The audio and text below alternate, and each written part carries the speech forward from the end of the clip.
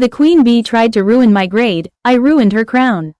I'm Emily, and I never thought I'd be the kind of person to get caught up in high school drama, but here we are. At my school, there was one girl everyone knew, Chloe. She wasn't just popular, she was the self-appointed queen bee. Teachers adored her fake charm, students followed her like she was royalty, and anyone who crossed her would mysteriously find themselves socially exiled.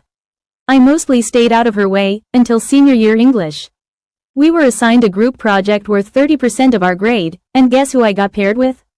Chloe, of course. I figured I'd just do my part, keep my head down, and survive. But apparently, she had other plans. She told me she'd handle the presentation slides if I wrote the research paper.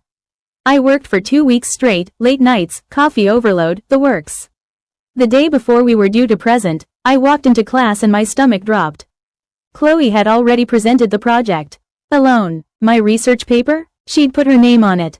My contribution? Nowhere in sight. She got the praise, the A, and even a recommendation letter from the teacher. I confronted her in the hallway after class. She just smiled, flipped her hair, and said, "Next time, be faster."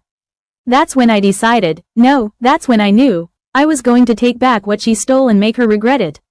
Step 1 was quiet. I went to the teacher with my original Google Doc timestamps, drafts, and all our text messages. He looked shocked, promised to look into it, but I knew that wouldn't be enough. Chloe had her claws deep into everyone.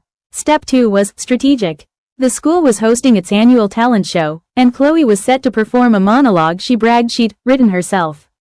Only, I knew she didn't write it, because she'd lifted it from a small, obscure blog I'd read years ago. I printed the blog post, highlighted every identical line, and anonymously slid it into the event organizer's mailbox the morning of the show. When Chloe got on stage, halfway through her original piece, the host stopped the performance. In front of the entire school, they announced they'd discovered her work was plagiarized. The silence in the auditorium was deafening, right before the whispers started. Chloe froze, stammered something about a misunderstanding, and ran off stage. The fallout was glorious. Her recommendation letter? Pulled. The A in English? Reversed. The queen bee crown? Shattered. People still talked to her, but the power she had gone. I didn't get an apology. I didn't need one. She knew. And so did everyone else.